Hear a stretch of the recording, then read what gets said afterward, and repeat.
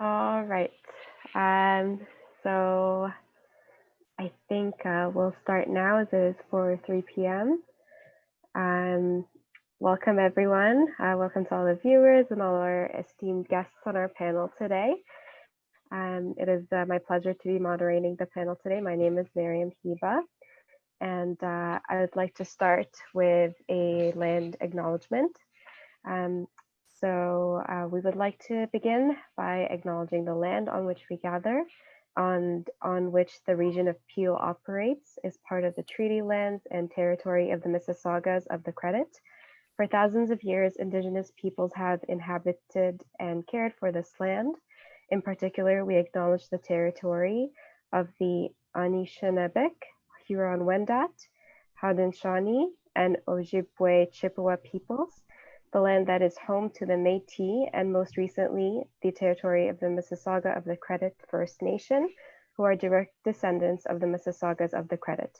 We are grateful to have the opportunity to work on this land, and by doing so, give our respect to its first inhabitants. We should continue as settlers living in this land with First Nations and Métis communities to continue stewardship over the land, the water, and the environment as a whole. I am sure it has been brought home to many of us how important the land and water is during this pandemic. We are missing our parks and are being asked to wash our hands to maintain good hygiene, and how fortunate we are to have this water at our disposal. But with this disposability comes responsibility and stewardship. Like the Mississaugas and allied nations who have been and still do take care of these waters, we too owe the water the same. We are sustained by clean water, so let us sustain it as well. Additionally, we are joined by many people today from across Canada and globally. We wish to acknowledge the global pan-Indigenous communities on whose territories our international attendees are. We hope our attendees take this opportunity to reflect on their own connection to their respective lands and the Indigenous communities with whom they share the land with. And with that, I would like to start with introducing our panelists today. Starting with Aruchi Nath, who is the co-founder of hotpoprobot.com. She is 10 years old and studies in grade 5, although I assume that she'll be starting grade 6. She has been making science and space projects for the last 5 years. She especially likes to make projects and mix science, arts, and music. She can code using Arduino, Microbit, and Python. Some of the projects she has made include the Canadarm, the TRAPPIST-1 exoplanetary model, Make an Astronaut Smile, Robot, Kilonova, BattleBot, the Dragonfly Bot, and many others.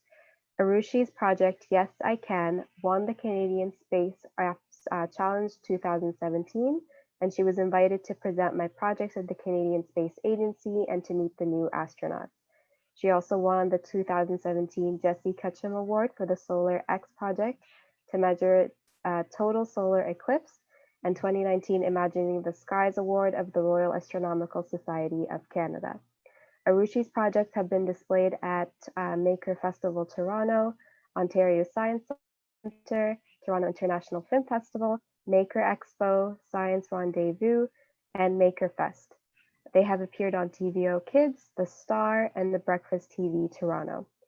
Arushi has participated in over 30 hackathons, and her favorite one is the NASA Space Apps Challenge held every year. She won the NASA Space Apps Toronto in 2018 and 2019. She believes that the best way to learn new things is to make projects and then teach others how to do them.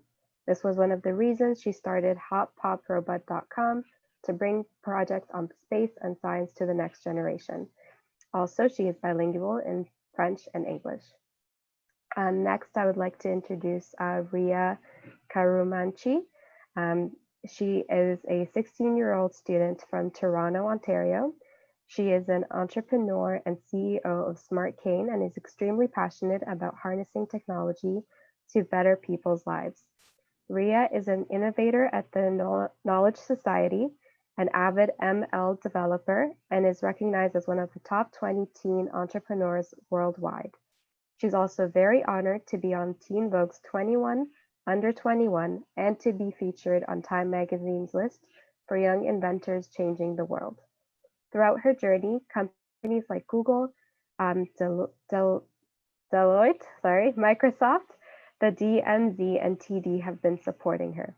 She has been speaking at conferences worldwide as an enormous advocate and champion for women and girls in STEM and health tech innovation, and speaks to many to inspire them to pursue their interests and develop innovations in the space. Next, I would like to introduce Priya Karkesh. She's the founder and CEO of our Wave Hub. Our Wave is a Toronto-based startup that is working to develop talent for the future of work. Our Wave's approach is to develop a challenge-based personalized learning pathway for students at the high school and undergraduate levels. The program participants solve 3 real-world challenges during their time in the program using their artificial intelligence or robotics, using either artificial intelligence or robotics. The program also includes soft skills training, exposure to entrepreneurship as a career, and leadership development training. In addition to student-focused programs, our Wave has developed introductory level bootcamp courses for mid-career workers focused on technologies like blockchain, quantum computing, and augmented reality. Priya has also previously worked with the UNHCR, Lab B, the Ontario Centres of Excellence, and the Sikh Heritage Month Foundation before starting our Wave Hub. Past clients include Ryerson University, Sheridan College, IBM, Royal Bank of Canada, and the City of Brampton. Priya is an accomplished musician, vocalist, and Indian classic dancer. She plays the piano, violin, sitar, the bongos, and an ancient Sikh instrument called the taus that resembles a peacock. She has been trained in both Carnatic and Hindustani genres of vocal training and has over 10 years of dance training in styles like Kathak and Odyssey. I'm so sorry if I'm mispronouncing any of these. She represented Canada at the World Pipe Band Championships as a as a grade 1 tenor drummer in the Peel Regional Police Pipe Band. Her love and admiration for Scottish music and culture was cultivated during her role with the Sri Dasmesh Pipe Band, a Malaysian Sikh pipe band, where she served as lead musical theory instructor for 6 years. Priya also holds a black belt in Taekwondo. A creative and curious spirit at heart, Priya is someone who enjoys building solutions that push society forward. Next, we have Professor Kalai. She received her Bachelor's of Science and PhD degrees in chemistry from McGill University and completed a FCAR postdoctoral fellowship at the University of Oxford before joining the Department of Chemistry and Chemical Biology at McMaster University. She leads an interdisciplinary research group which combines soft materials and engineering with optical physics to probe fundamental light-matter interactions and develop applications in photonics. So with that, I would like to extend a warm welcome to everybody, our esteemed guests and our viewers.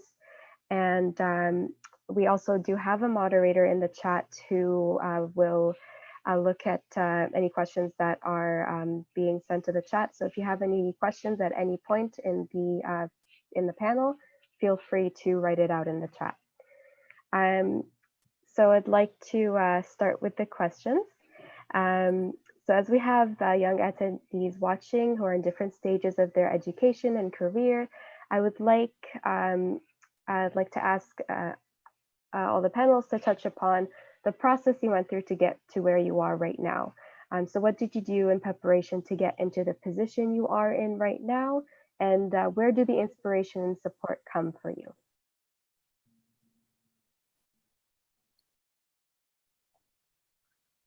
I can go first. I think it was definitely like a really interesting journey, and I think my interests definitely evolved over the years. Like growing up, I was just, I think, inherently a curious person, asked a lot of questions and wanted to know how things worked. And my family members nicknamed me the question box. But I think that was actually one of the biggest starting points in my career. So it was one day that I joined a program called Zero to Startup, where I learned about things like circuitry and technology. And this was literally stuff that I've never really heard about before. And that's kind of when I got exposed to emerging technologies like artificial intelligence and virtual reality and more. But what excited me more about that was I thought they were kind of like tools in our toolbox that we could develop to help solve a lot of important problems around the world.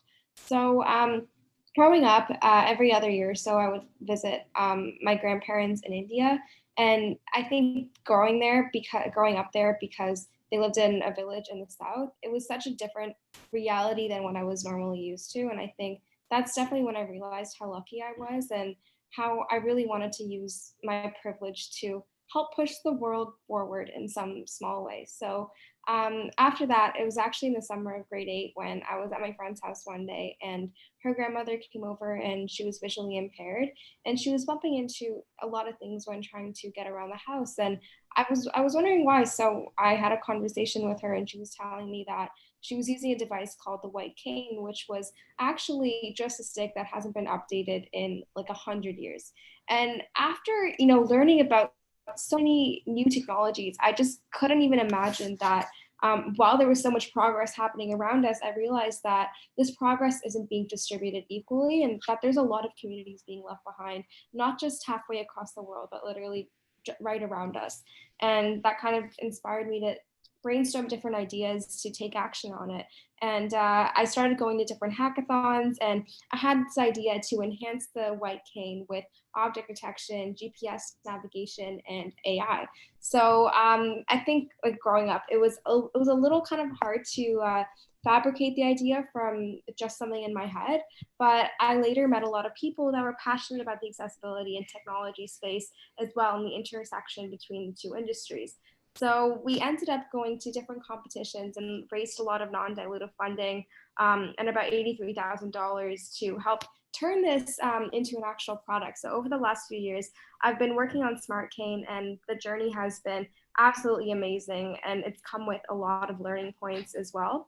And last summer, I also had the amazing privilege to work at Deloitte as well for about 6 weeks and develop a solution in seniors to help predict falls in the elderly. And it was all of these little experiences that kind of shaped who I am today. But I think the biggest thing was the supporters along the way. Just when I first started out, the outpouring of support from the community and people that were willing to help was amazing. And the mentors that I had along the way at the Knowledge Society and different conferences that I went to, I think one of the key takeaways that I'd recommend is to reach out to someone that can help you out. And if you also have an idea, definitely go for it, because it's so important to take action, and you never know what can result from it. I don't think age matters at all. I think it's just your willingness to put in the work, fail, and also learn from your failures, because the worst thing that can happen, even if you try something, is that you learn something out of it. Absolutely. The what you mentioned about actually trying and not being afraid to fail, I think is a very important the lesson to take and to apply throughout all our lives, for sure. Yeah, so are you looking Go for ahead. everyone to sort of give their story? Yes, Yeah, yes, please. I could just add on to that. For everyone tuning in, to give you context, I was born and raised in Malaysia, so outside of North America and Canada, and grew up in a pretty strict like Punjabi household where basically my whole life I was going to become a doctor, and how I ended up in entrepreneurship and startups. And actually, the funny thing is, my dad is actually an AI entrepreneur and has a software company. He runs a software company that services banks and enterprise in the Asian region, and never wanted. I'm the eldest of three sisters, so never wanted me or my sisters to sort of get exposed to that, which is I don't know why, but yeah, I like was on very literally on this trajectory to med school.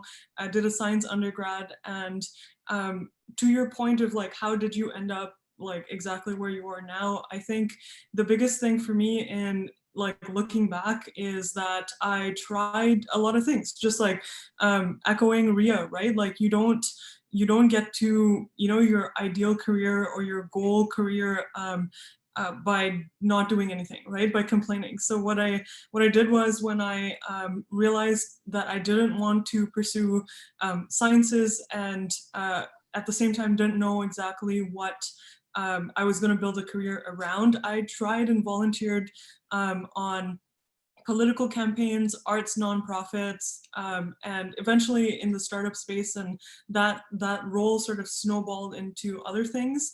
And yeah, to anyone watching, I think the biggest takeaway is like, you know, you can, like a lot of, when I speak to younger people especially, they're like, it's either on two ends. You either know exactly what you're gonna do, and if you do, I am jealous of you.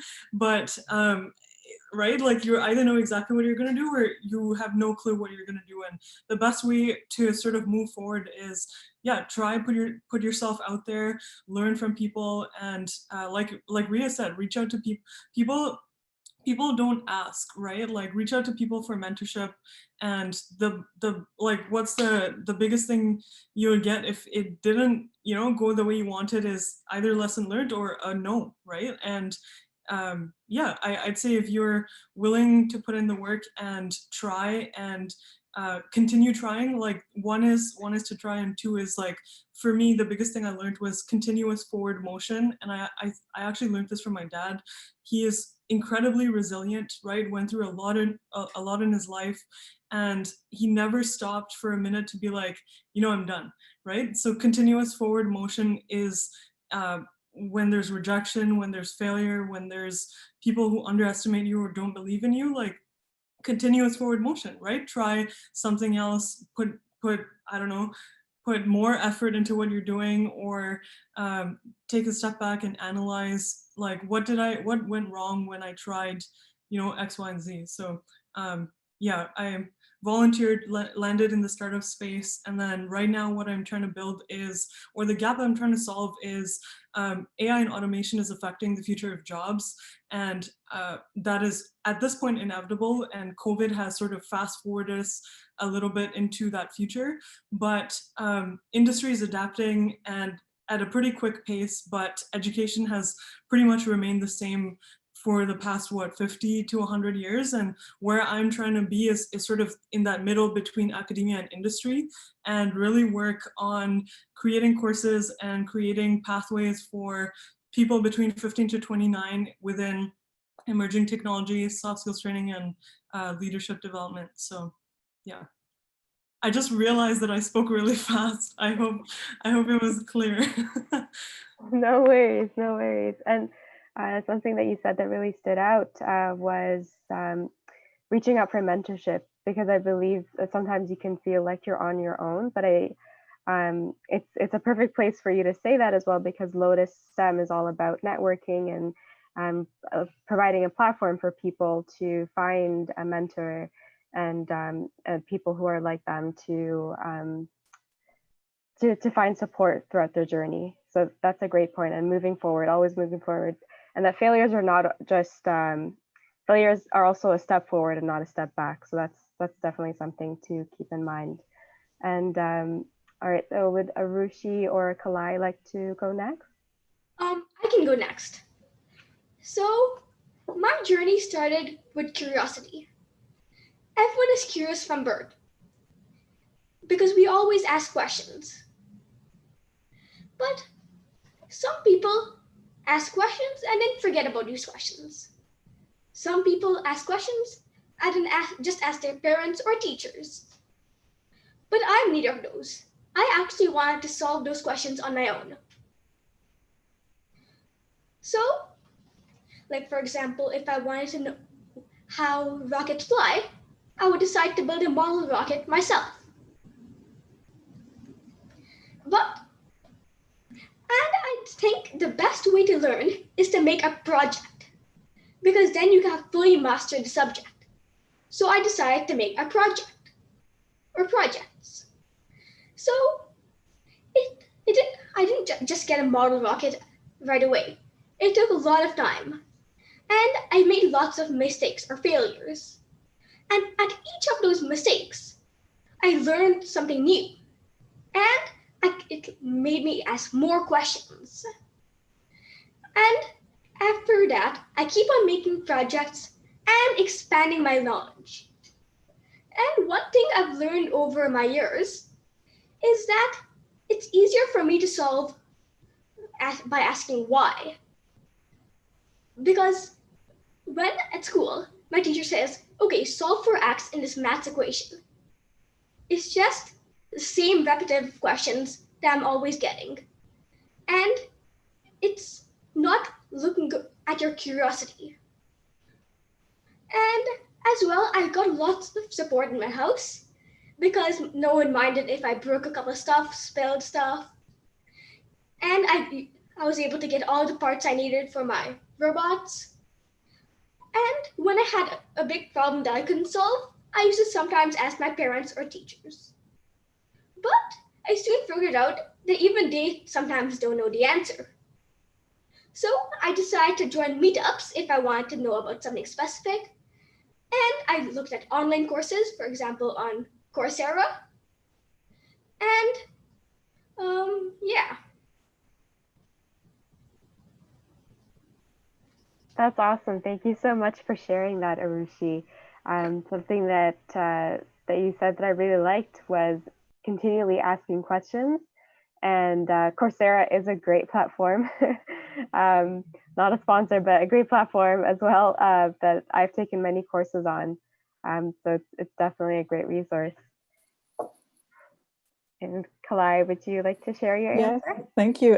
First of all, thanks very much for this invitation. I'm so happy to be here and inspired already by the accounts that I'm hearing from Ria, Priya, and Arushi. It's just brilliant. I've been sending links to my 11-year-old daughter saying, look at all these inspirational women. My journey, I guess in some ways is a conventional one. I did both my degrees, my BSc and my PhD in chemistry. And as a professor, I just pinch myself every day thinking I have this really wonderful job. I have laboratories in which I can test out ideas and have students who are passionate about research and in trying out things pretty much for the first time. And that curiosity that Arushi spoke so eloquently about is very much alive in the lab. And so we have a lot of fun working with optics, with light, with different types of materials, and understanding their basic science, but also thinking very carefully about what that means for applications and for technology. And that gap is an interesting one to contemplate. And the other side of my work that I particularly treasure is the interaction with my students and the privilege of sometimes serving as a mentor, sometimes learning from them, but also having the luxury of watching them grow over time and go from being your students to sometimes your mentors and your friends. And so when I was young, I wasn't particularly kind of openly interested in science, but I was curious. I read a lot and I was very interested in creating things. I was always drawing or writing or doing crafts. And there's this funny connection between that and between doing doing research. That creativity comes alive and it's a joy. Thank you. Thank you so much, Kalai, for sharing that.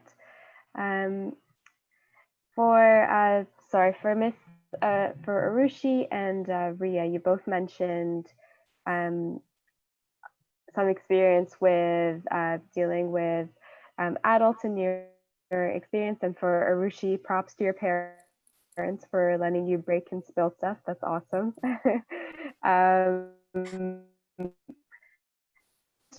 wonder, being at, have you ever found it difficult to get adults to listen to you and to your ideas?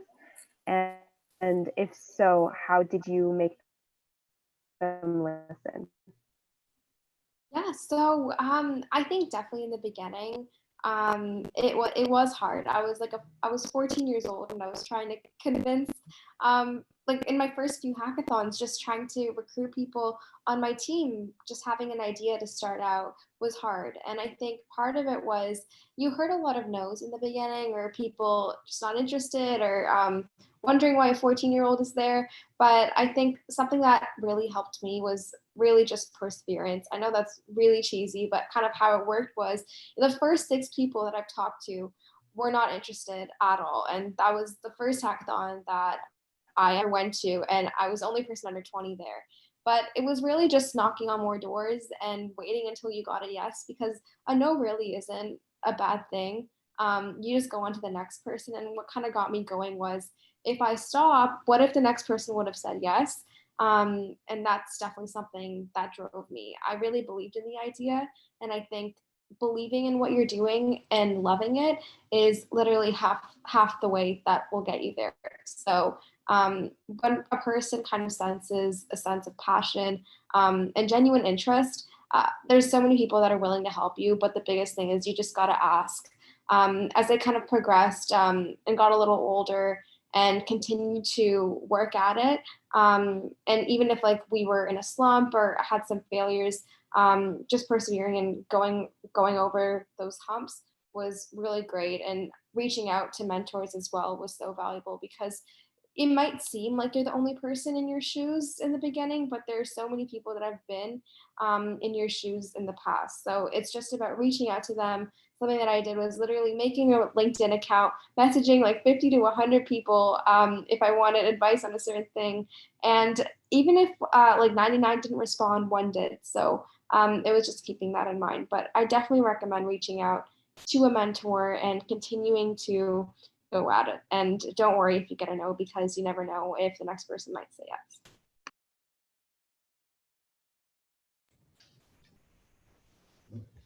Yeah, and for me, as I said before, I like to start on my own and at least to make a model of a project. So using what I already know, I make a model. And then after that, when the adults see that I can code or I can make projects, their perspective of me changes. And sometimes they actually offer to help me improve it by giving me parts or giving me ideas or even recommending me courses to go to.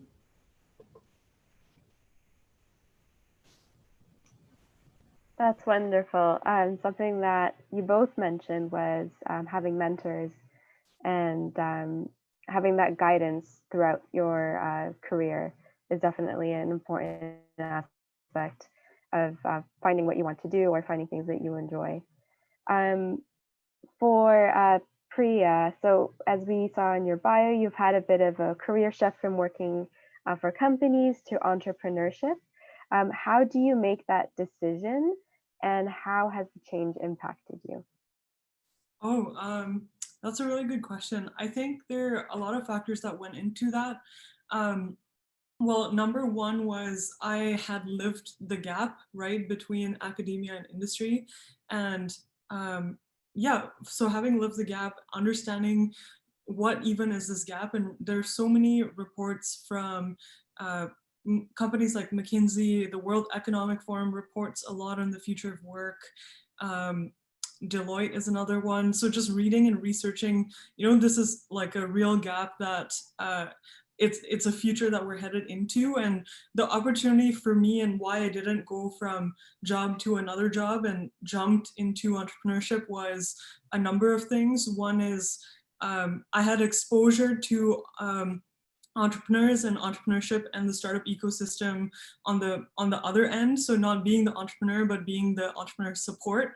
So evaluating business plans, funding companies. Like through my role at OCE, I was responsible for social enterprise related companies. And yeah, having had that exposure to entrepreneurship is very different from actually being the entrepreneur, because as the entrepreneur, you're in the hot seat, right? Like stakes are high and everything is on you. So for me, the biggest reason I made the jump was one, I knew I wanted to build something, and build something as in build a company of my own.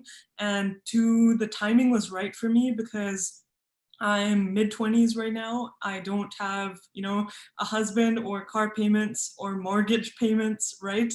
So in terms of financial risk, like now is a good time for me to jump and try and build something. And also, I think like entrepreneurship looks really cool from the outside, but it's incredibly difficult and it's not for everyone. And I'm not saying that to discourage people, but I'm saying to be self-aware. Like for me, I wanted to, have a lot of accountability, and I, as the entrepreneur, as the founder, everything that goes wrong is your fault, right? And some people don't want that level of responsibility, but for me, I find freedom in it. I find freedom in entrepreneurship because you get to create, you get to collaborate, you're the boss in a way, but you're the master of your time, right? Like I can put in as much work as I can in the workday, and that's very different from if I worked a 9 to 5. So to wrap up, I think it was a number of things. It was timing, it was self-awareness because I wanted to be an entrepreneur and a founder. It was like what Arushi and Ria said, mentorship. I was surrounded by people who had been entrepreneurs. I come from a business family, so some of it is a little bit innate, but I was obsessed with, reading and really researching, the gap that I'm trying to solve, and also everything to do with building a company. And yeah, I would encourage everyone on this call, like as I'm not sure where you're at in your career, but if you're at the beginning, it seems daunting, right? And it seems like everyone my age is just more successful than I am. But I wouldn't, I would, for me, entrepreneurship is 100% a mindset game, along with acting and executing really fast. But yeah, I would encourage everyone on this call, like, what is your truth, right? Like for me, being able to build something at my own time and put in all the work I want to put in, that's my truth, right? And I had lived the gap, and I saw the gap and saw the opportunity, and couldn't not do something. So what is your truth? What is your life circumstance, right? Like, do you have a lot of bills to pay? Like a lot of people can't afford not to have a job. So that's, that's totally valid. That's not any less than being an entrepreneur. What's your circumstance? And I would really urge you to look for people that already are what you want to be, whether they're 10 years or 20 years ahead of you, and pick their brain in how they made decisions.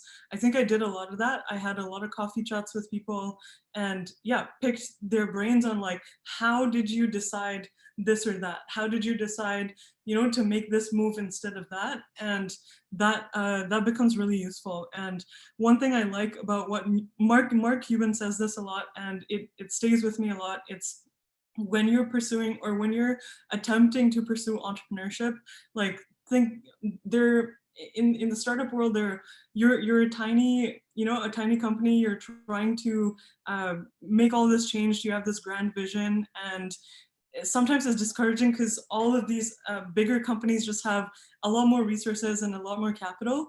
But I would think and frame it this way, right? Like, why not me, and why not now, right? Because people don't act. Like it's very easy to complain, but it's actually really hard to go out and do something. So if I deal with imposter syndrome a lot, right? And I like the why not me is that, right? Like why not? Someone with passion, someone with fire and drive to do everything in their power to make this work. And why not now, right? Go and act, go and do. Stop talking and stop thinking about it, go and do. Yeah, for sure. And I commend you on that bravery and just the courage to take a big step like that. We have a follow-up question from the audience for you, Priya. How did your family react to you deciding to become an entrepreneur rather than getting a job? Oh my God. It was in the early days, it was just like, wait, what? Right? My mom was like, what are you doing? You have to get married. And my dad was like, oh my God, entrepreneurship is hard. Like it like can you handle it? Right? Like it was more out of fear than anything. So now they're incredibly supportive, and they tell their friends about my sisters and me. My sister is a chef, and yeah, we're both pursuing unconventional careers. My third sister just got into med school, so she's by default the favorite in the family. But yeah, initially it was really hard, and there's a lot of push and pull because pursuing entrepreneurship and building a company in your mid-20s is unconventional for a brown woman or a brown girl, right?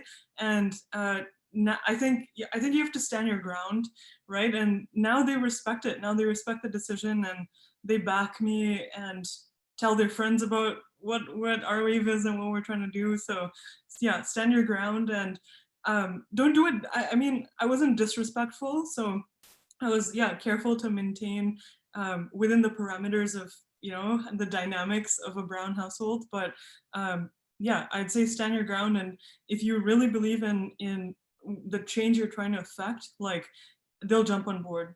I hope that answers the question. Yeah, thank you for answering that. And I just talking about parents and having that support, it leads us to our next question. So STEM is driven by curiosity and growing up. There may have been so many rules in place that a child may lose their curiosity at an early age. Um, and this is open to any of you. So how would you encourage curiosity within yourself and within students? Kalai, I think this is Oh, yes, I was thinking, yes. So I'm going to talk about maybe my students first.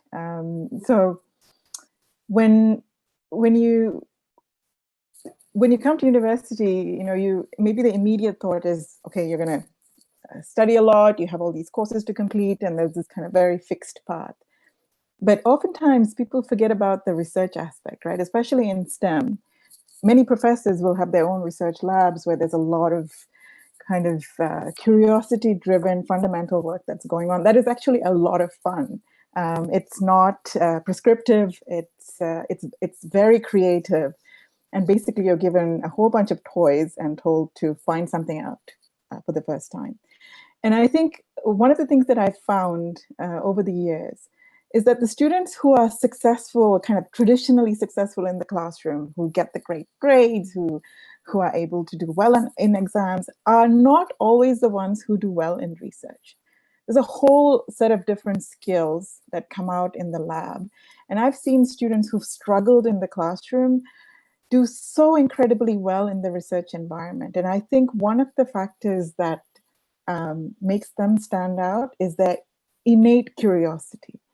That's kind of, it's an innocent, it's not blemished by long-term goals or vision. Not that those things are not important, but it's just this inherent curiosity to find out, as Arushi just told us, how things work. I'm going to figure this out. This is kind of very short-term, very driven curiosity, and that plays such a valuable role in generating good science, because it's kind of it's a really valuable quality, curiosity.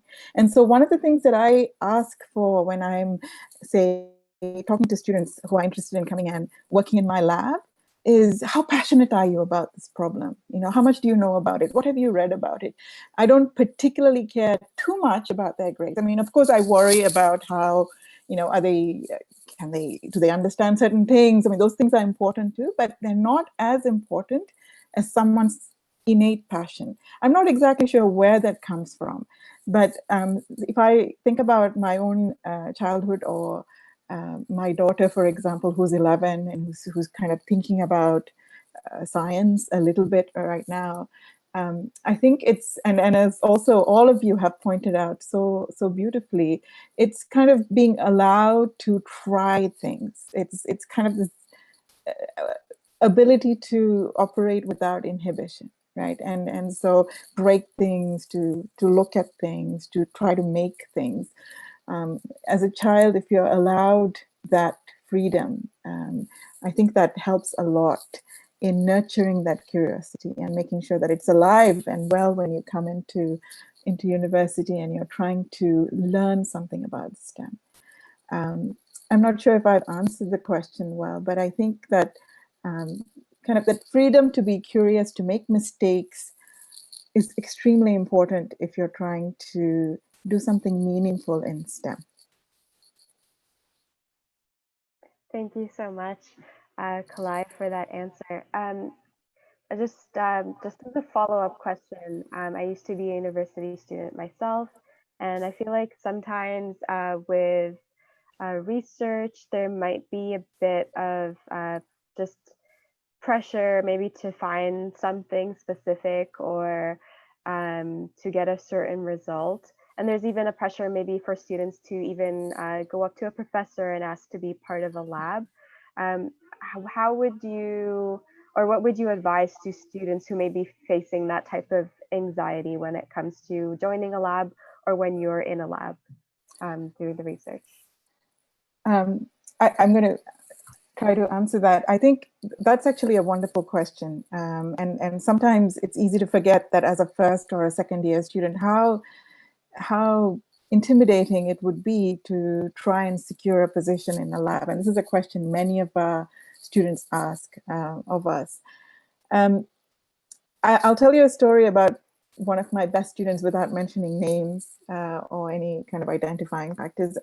This was a brilliant, this is a brilliant young woman of South Asian heritage, in fact. And I remember I had been teaching her in one of my second year courses, and it was clear that she was extremely bright and very able.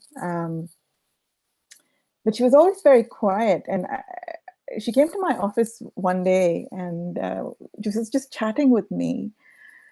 And I realized, just as she was about to get up and go, I was wondering, I just, in my head, I was thinking, wouldn't it be wonderful if she came and joined my lab? Wouldn't it be wonderful to have this person to work with? And just as she was getting up, I gathered up the courage and I said, well, what are you doing for the summer? Imagining that she had everything planned out. This is someone who has the grades and the ability to pretty much get whatever she wanted. I was so surprised to realize in retrospect that the reason why she had come and had this kind of casual conversation with me was to see whether I would, consider hiring her as a volunteer. And it just blew my mind that she was so humble and yet, didn't take that step of simply asking. And then I very quickly, we figured out a way in which she could come and work with me. And it's just been such a wonderful partnership. And so to answer your question, one is, if you're genuinely motivated, put a little bit of work behind it. So find out what the professor that you're interested in, what they do for their research. Professors, the best way to flatter them is to ask them about their research, and they will just talk your ear off. I mean, really. And so if you've shown that you've read a couple of their papers, that you're truly interested in what they're doing, the likelihood is that they will respond to you. They will at least have a conversation with you. And even if there isn't a position at that time, they will keep you in their minds. That's a guarantee. And so do invest some time in looking at their website, in maybe reading up on a couple of papers, and not be worried about the fact that you don't understand everything. I mean, I don't understand the work of most of my colleagues because it's such a specialized thing, but at least make an effort to understand some of it, and approach them. Write a good email explaining and making it clear that you've thought about their work. And the likelihood is that someone will write back to you and say, come and have a chat with me, and we can see where to go from there. But be professional, but be honest and be genuine. And one more thing, don't broadband. Don't send the same email copied to a billion people, because it's a small community. We talk to each other and we like to feel special. So, like if you're sending out the same email and you have the names of all the department there, it says that perhaps you're not really focused. Maybe, it's more about the opportunity than it is about the real science. So that's pretty much the advice that I give to students who ask me that question. Thank you so much, Kalai. Yeah, and I think definitely taking that step and reaching out and showing interest, true, genuine interest, is very important. And the advice about reading their papers, that's something that was able to get me a volunteer position at some point. So it's very good advice. Yeah. Tried and test next question. And this is open. What does it mean?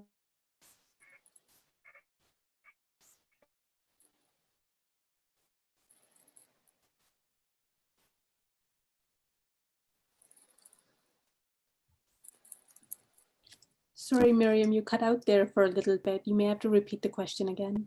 Oh, okay. Thanks, Rupali.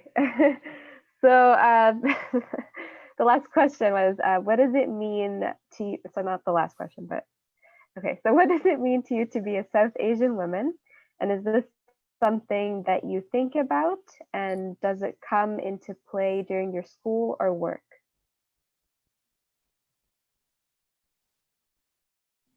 I think for me, like I'm very proud of my heritage, and I go to a school where there's a lot of people that are also South Asian as well. So it's always like trying to be true to my roots as well, and surrounding yourself with great people. And I think there are so many young and older, like South Asian women that are working on amazing things. So something that I did realize was every single person has their unique story. You might not see that at a first glance, but it's really about taking the time to learn about them and learn about their experiences. And I think something that was a common theme throughout this conversation was just staying curious. And one of the best ways you can do that is to always ask questions, do research, and listen. And listening is one of the biggest things that you can do. It'll expand and broaden your horizons and your outlook on both life and people and what you can do. So I love how the South Asian community is growing, and I can't wait to see all of the amazing things that everyone will go on to do. And just from being in this conversation in general, hearing all of your amazing stories has left me so impressed. And I definitely really admire all of you guys, and I'm left inspired. Yeah, I would just add on to that. I love being a South Asian woman. Like, we come from hustle. Like, we come from our heritage, our that like my so yeah, I'll speak to my own, like, I guess, background. I'm fourth generation Punjabi Malaysian in Punjabi with like Punjabi Sikh, born in Malaysia, right? And my parents hustled, my grandparents hustled, like nothing just came easy. And I know that's true for other cultures too, but I think there's something innate with being South Asian and working hard, right? Like it's almost a no-brainer. So I'm initially I was insecure, insecure about my heritage a little bit, about my name, right? It's spelt differently.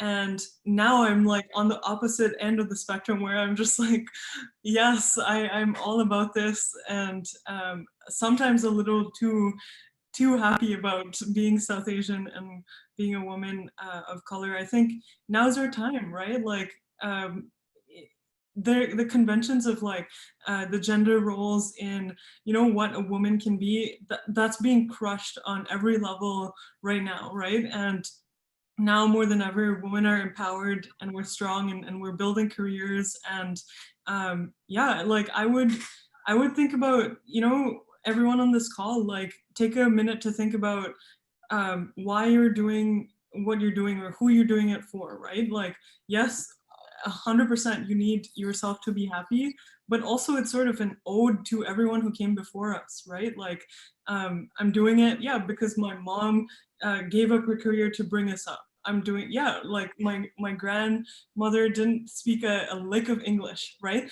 And for all the opportunities they didn't have, and each generation, I feel like, works for a better future, right? And now we're in this generation with this better future. Like, I think we have to milk it, right? Like, make the most out of it. And yeah, I'd say, like, my biggest fear is regret. And that's why I just go for things sometimes and go for it first and figure it out. So love being South Asian, love being a South Asian woman. And now is our time. Like, there's no better time to be in STEM, to be in tech, to be in business, right? Like, opportunities are endless. And I know COVID has thrown a wrench in a lot of things and made things like 10x harder for everyone. And as a small business owner, it's really tough. Like, I had to, all our plans for 2020 were basically disrupted. But yeah, I feel like if giving up is not an option, you're just going to keep moving forward, right? So yeah, remember where you came from. Remember what generations before you sacrificed what they had to, or did what they had to do, so that we're in the exact position that we are now. And to waste it seems like an insult to all their hard work, right?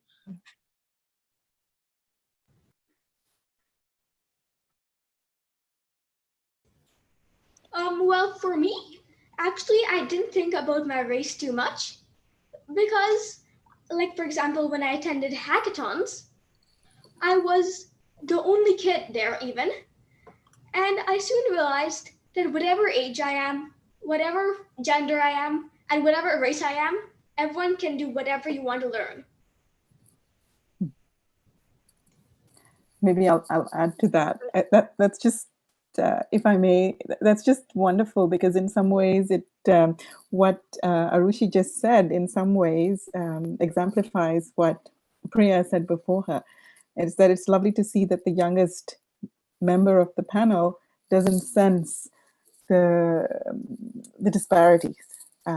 So I really liked what Priya had to say about gratitude. And I think that's one of the aspects of being a South Asian woman that I particularly treasure. As a child, I was always told stories and given examples of how important it was to be grateful, to have compassion, to respect your elders.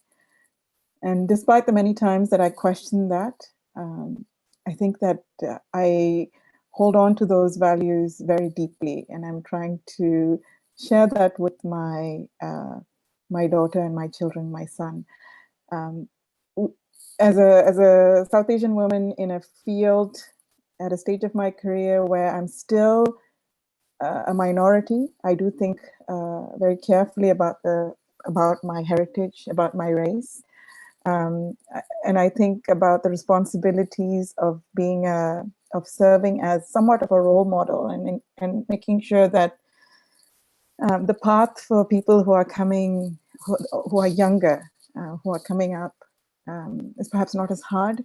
That we do have those conversations about race and gender that have become perhaps a little bit easier to have now, that we break that profound silence about many important issues, especially in STEM, in terms of representation, in addressing those issues of underrepresented minorities. So I think about my South Asian heritage with deep gratitude, especially as Priya said so beautifully, the path that was paved for us by our parents, by our grandparents, and feeling a sense of deep gratitude that we should never forget. We're also a multiracial family.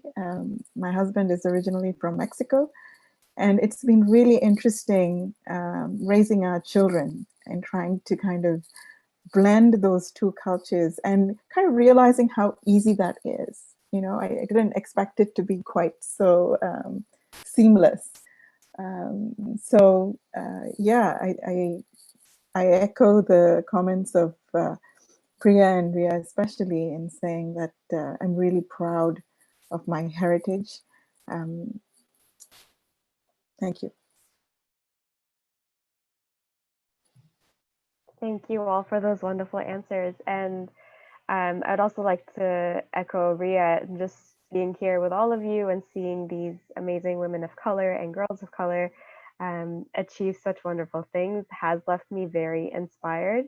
And as Arushi said, anybody, just the presence of everyone here just shows that anyone from any race or any background can achieve whatever they sorry, can achieve whatever they want to as long as they put their mind to it. Um, and I think let's maybe try to fit in one more question. Or, seeing the clock ticking. I think we'll leave it at that. Thank you all so much for joining, and it's been a pleasure moderating this panel.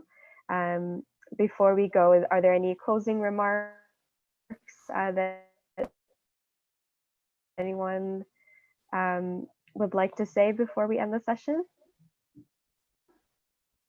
Yeah, okay, I'll just jump in quickly. Like, thank you for the opportunity. And yeah, I know Ria, like, and you've been killing it all of this time. And Arushi, I'm so inspired. I was like, I wish I was grade 10 and did half the things that you've, sorry, wait, are you grade 10 or younger? 10 years old. I'm 10. 10 years old. Oh my God. Yeah, I wish I was 10 and have done half the things you've done. So yeah, closing remarks is I just like, this is just testament to all the talent that's out there for women and women of color in STEM and tech. And yeah, I said this in another panel that Rupali was on too. Like, as women, one, and the other layer of being South Asian women, there are a lot of people within our families and within our circles try and label us and put us into different boxes. Don't listen, right? You set your own limits, and yeah, you set your own limits and be brave, be courageous, like go out there and build stuff, break things, move fast, learn, and be curious. Like, just on the question of being curious, I like to ask why, and sometimes it gets really annoying for other people, but for me, what's really helped is why. You know, like, conventions of around everything exist for a reason, and the more you ask why, the more it leads to different things and leads you down a train of thought of maybe this could be better and maybe I'm the one who makes it better, right? And yeah, just thank you. It's been incredible to be on the same, mentioned in the same breath as you guys, like 10 years old, and you've done work with like NASA stuff. That's insane. Ria, I know your work is crazy too, and Kalai, it's so nice to meet you. Likewise. I think I'll join Priya in thanking everyone. It's been just wonderful to hear from you and to meet you. And I congratulate Lotus STEM in the initiative. It's just wonderful to see you grow. Yeah, thank you so much, Priya, for such the kind words and just seeing you grow as well. I know we met each other earlier in both of our journeys, and I'm so happy to be cheering you on and see all of the amazing things that you're doing. And also, Kalai, it's so nice to meet you, and Arushi, it's so nice to see you again. It was an honor sharing the panel with all of you and hearing about your stories. So if there's anything I can do to help, both to all of you and the audience as well, don't hesitate to reach out. I would like to thank the organizers for letting me speak at this event. And I really enjoyed listening to all the other panelists. Thank you, Rishi, Priya, Ria, and Kalai. It's been an honor, and thank you for all the wisdom that you've shared today. And just keep being mindful of our time. I'd like to pass it on to, I think, Rupali for now, for the next part of the conference.